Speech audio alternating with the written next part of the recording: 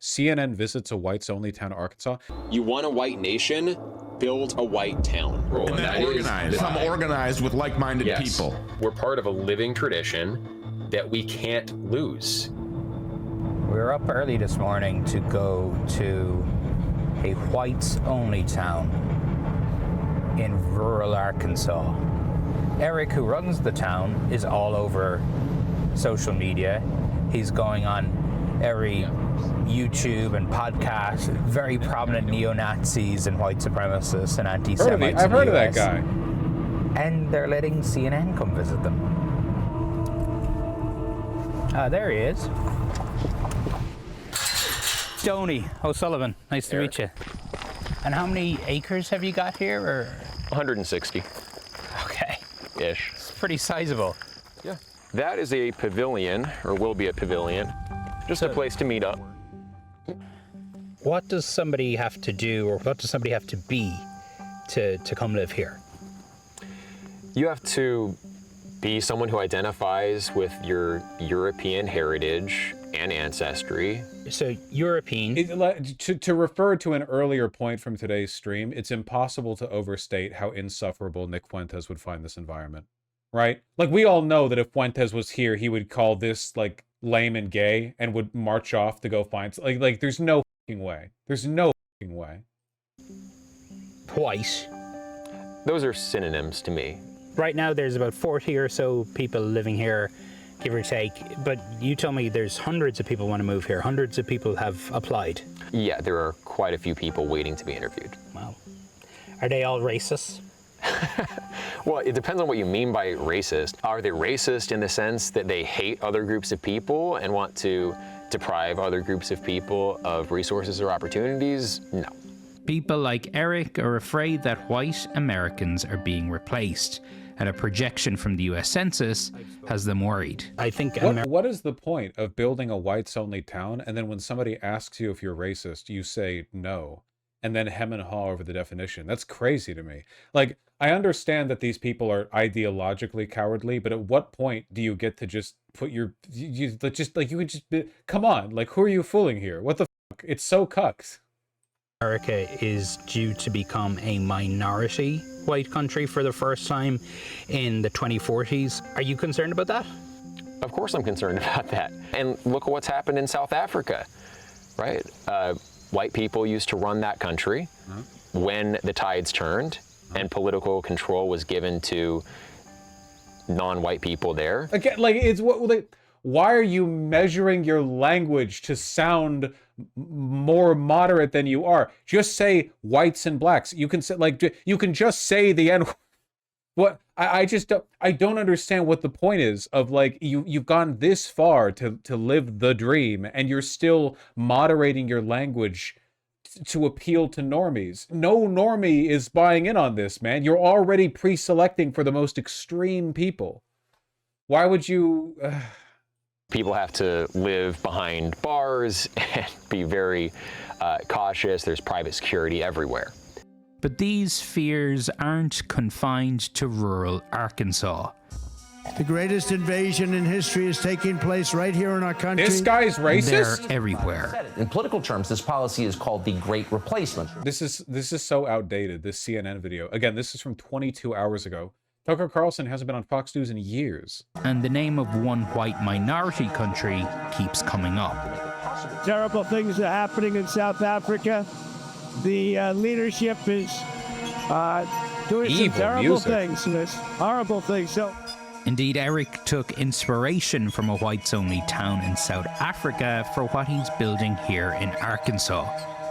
Many of us imagine, what is this going to look like when we are actually a minority? And so we see what's happening in South Africa and we say, is that going to be us?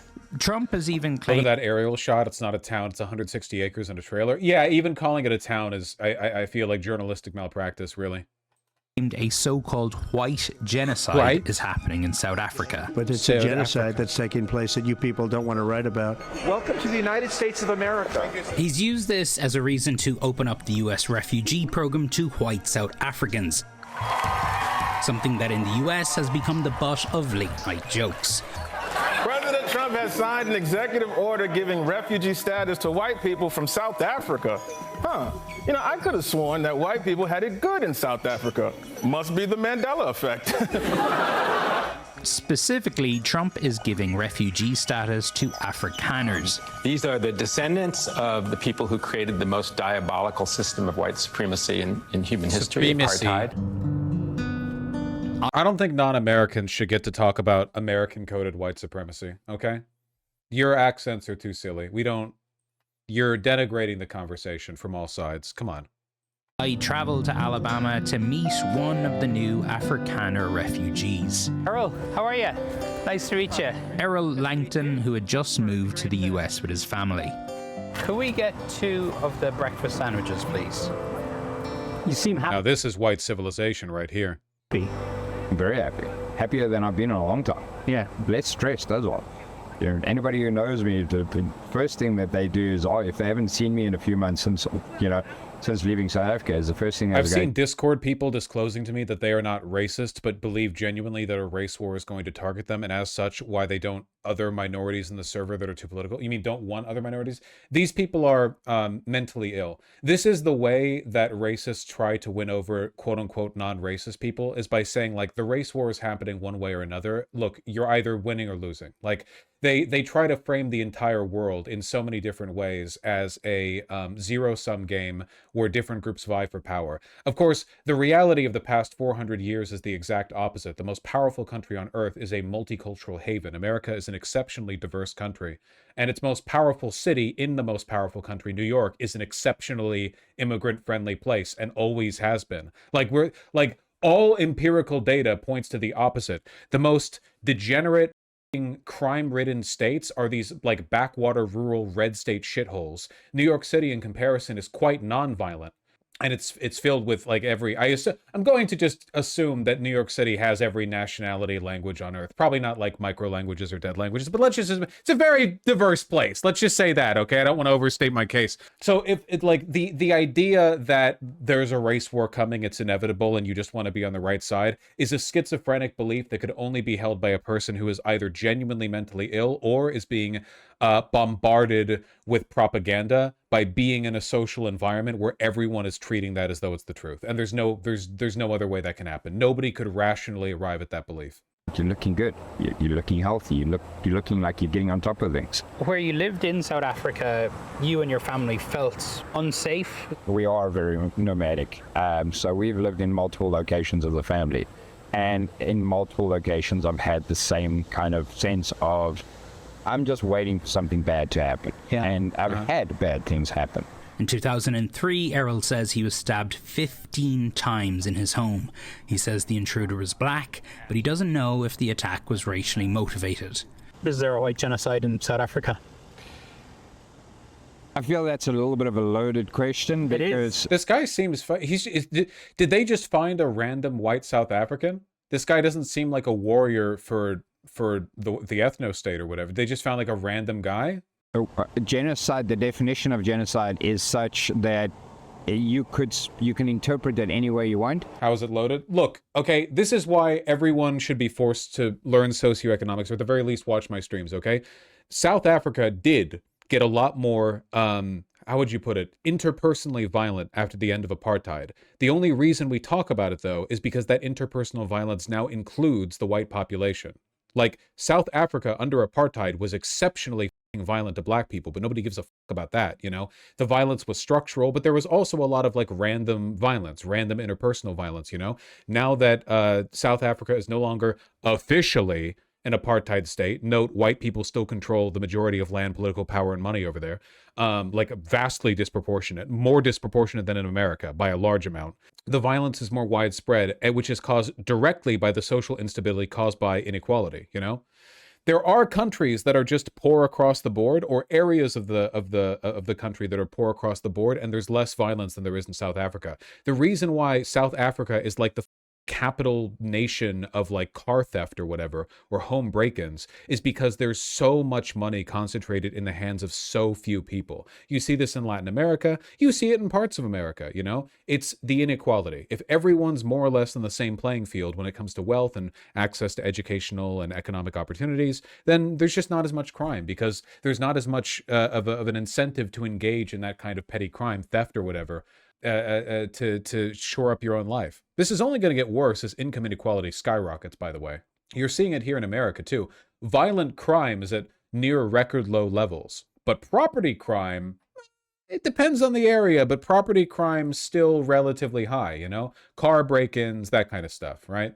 And it's like, well, I mean, yeah, more and more people are living with nothing relative to the majority, and then they see shiny cars with shiny stuff inside.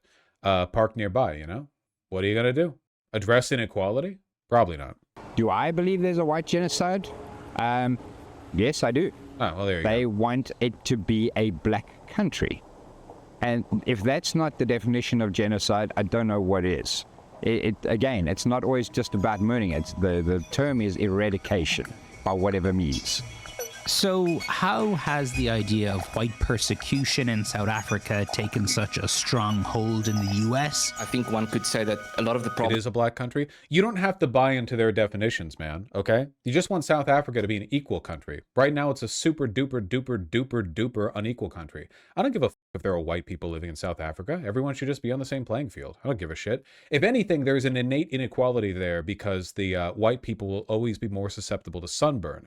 So I say that white people on average should have $6 or $7 more than black people in South Africa, because that would be the cost of like a big tube of sunscreen. That seems fair to me. Once that's leveled out, though, I think that seems, yeah, around there. Why'd you pick those numbers in particular? Have you guys considered that saying like 6 or 7 is just more like reflexive? It's just easier and more fun to say than saying 7 or 8 or 5 and 6, you know? Problems that we experience in South Africa today might be experienced by countries like America in the future. A lot of it is down to this man, Ernst Roots, an Afrikaner who's made multiple trips to Washington, D.C. and has appeared all across conservative media. Especially farmers in South Africa, white farmers in particular, when they would be tortured to death and it would receive very little news coverage, and that's unfortunately... One of the lessons from South Africa is when white people or Westerners become a minority, the threats and the targeting doesn't stop, it becomes worse. So you view this... Is there any evidence of that at all? Because like white people were already in the minority in South Africa before the end of apartheid, so it wasn't the actual demographic makeup of the country that was causing that, you know? Remember that part of the shock doctrine where the book goes into how financially destroyed South Africa was post-apartheid because it needed to pay future pensions of the apartheid's main architects and beneficiaries? Yeah, also, again, like, you don't really fix apartheid if you get rid of legal apartheid, but all the white people still have all the land and political power and money. Like, you're still kind of it's like getting rid of, like, you're getting rid of redlining officially, but all the black people already live here and all the white people already live here. So you can just continue to race neutrally target policies by neighborhood rather than by race, which basically turns into doing it by race because of the neighborhood redlining. Yeah, like you can't get rid of political inequality on paper, but then allow it to continue to exist as a consequence of the accumulation of that power over centuries. It's ridiculous, but you know, what are you going to do? What are you going to do? What are you going to do? What are you going to do? What are you going to do? As a fight bigger than just for South Africa, it is for Western civilization. We do believe that Western civilization is under threat. I think America should look to South Africa and be concerned. How important has Donald Trump been? As a real American, I do not like these people throwing themselves in with the same white race that I belong to. I'm sorry, you both sound ridiculous. You guys are like North European. This is like Anglo slop. Okay, I don't care for this at all. This is like silly red cheek balding at 22. I don't associate with this. Okay, all right. Yeah, we are not the same. Don't lump me in with this. For putting the Afrikaner issue on the world stage. Well, he's been fundamental and he's played in a very important role. Death, death, death. Horrible death. Roots' message has made it to the White House. Excuse me, turn the lights down and just put this on. It's right behind you. When President Dude, even the president of South Africa is laughing at this. He's like, oh my God. Trump showed videos of what he said was evidence of white persecution in South Africa. Now this is very bad. These are burial sites right here. Burial sites, over 1,000 of white farmers. So what is the truth? That was fake news, by the way, obviously. These Afrikaners are among the most privileged people on the entire continent. Everybody got all hot and bothered about, you know, the program being stopped and, you know, South Africans are now coming in and how unfair that is and all these whiteys. I feel like almost none of this video was actually interviewing the people in the Alabama town, you know? That kind of sucks. I wanted more of that. What's with the Call of Duty music? Yeah, well, and this is typical of CNN documentaries, by the way, where they will want to investigate a topic, but actually addressing it or responding to it would require some kind of editorial gumption, you know? Like, it turns out you actually have to express a political opinion to oppose white nationalism. So rather than say anything about it, they just cover what the opposition says, play scary music and say, but some people think that's not right. And then show like a not pro-white ethno-state person sharing their opinion, you know? I did see one, what do you call it? One counterexample to that though. One second. Where is it? It was the CNN. I saw a clip of the CNN lady talking to Candace Owens. My understanding was that Candace Owens was being legitimized by this interview because the framing of it outside the video was kind of like neutral, you know? Take a look at this. Sorry, this is not related at all to the Alabama whites only town or whatever. I'm only looking at this because it's like CNN interview actually being funny. Just when you say you believe that Charlie Kirk was betrayed by someone close to him, what do you mean? I think that in the coming weeks, there's going to be a lot of financial reports that are coming out, and I, first and foremost, do not believe that Tyler Robinson killed Charlie Kirk. I want to be very clear on that. Whether he was involved, I think the answer is yes. I think that's obvious. And your basis for saying he didn't act alone is what? I don't know, maybe the weird Fed messages that were concocted out of thin air that had no timestamp and were written like they were speaking in 1822, among other things. Their lack of an ability to answer any basic questions about what took place. But do you have any proof that the messages were made up? Because that would be easily proven. Yeah, but they didn't put timestamps on them, and Discord came out and said they didn't exist. This was supposedly text messages, not Discord messages. It's my understanding from the indictment. I actually did not read that they were text messages. The indictment calls them text messages. What would it be like the feds are like on a computer, like typing it out back and forth? That's exactly what it is. The feds made up the text messages. But you don't have anyone from like the FBI telling you that or law enforcement? I have leaks. Okay. No. Has anyone leaked to you? And Tyler Robinson has. But has anyone said to you, even off the record, like, yeah, we faked these? I have very strong sources everywhere on both sides. Well, I look forward to seeing the evidence of that. Sure. Because when we keep talking about evidence, it's like, who's going to present that evidence? Like the mainstream media? Like who are you expecting to come out? Yes, that would be a hot story. No. Conspiracy, slop, and joy is beating good off this. Yeah, no, Candace Owens' like sharp rise in popularity. It does show where the MAGA movement is going, because it's not Trump, you know? There's like no connection whatsoever to reality. We're going to reach levels of anti-empiricism and vibes posting that have never before been seen in American politics. It wouldn't be. It would be. It wouldn't be. If the FBI, like if I had a source telling me, like if I had proof that the FBI faked those messages, that would be an enormous story. Yeah, I kind of feel like we live in a post-Epstein world and we know how stories get shut down. And I don't know. I just thought it was really funny. Available in the US only. Now that's white supremacy.